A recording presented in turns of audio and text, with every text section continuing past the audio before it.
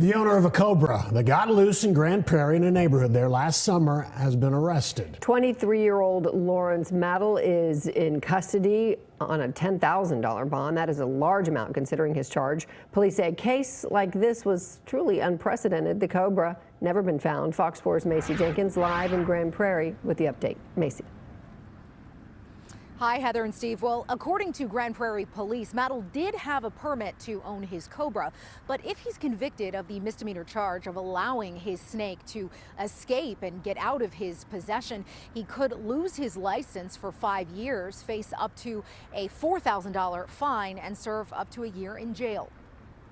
When we first heard that, none of the kids were out. Everybody was really scared. More than 6 months after his West African Banded Cobra snake escaped from its cage, 23-year-old Lawrence Thomas Maddle has been arrested. He's charged with violating a Texas Parks and Wildlife Code, which prohibits intentionally or recklessly allowing a snake to be released from captivity. Pretty much this whole neighborhood's pissed off at him for that. On August 3rd, around 6:30 p.m., Grand Prairie police got a call from Maddle saying his snake was missing. Grand Prairie Animal Services spent the night searching inside and outside of the home with no luck. Maddle spoke to Fox 4 the next day, explaining he had a mishap while constructing an in-home enclosure for the snake.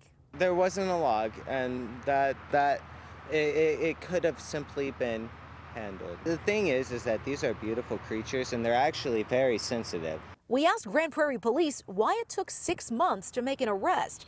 A spokesperson replied via email it was just the end result of the investigation. He added Texas Parks and Wildlife was consulted and that this case was the first of its kind for Dallas County. No other details, including an arrest warrant, were provided. It is a new charge, which means it's untread ground. So it means that no one's ever tried one of these before. So that could explain in part the delay in the case being filed. Maddle's bond set at $10,000. Former Tarrant County prosecutor Richard Alpert has no role in this case, but says that's a large bond amount for this kind of charge. It's a Class A misdemeanor. There are people charged with felonies that don't have $10,000 bonds. He says the amount may have been impacted by Maddle's previous assault charge and 6 misdemeanors, as well as the overall interest in the case. Bonds sometimes are put high because when a case has national attention and bonds are low, people complain about it. But the arrest is of little comfort to neighbors, as the venomous snake is still nowhere to be found. No, they never found it. Like, it could pull up right now as we speak.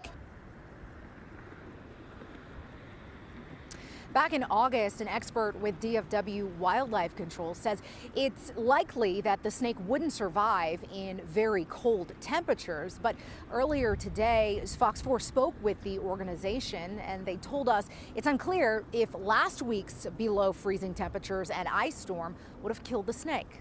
I'll send it back to you, Heather and Steve.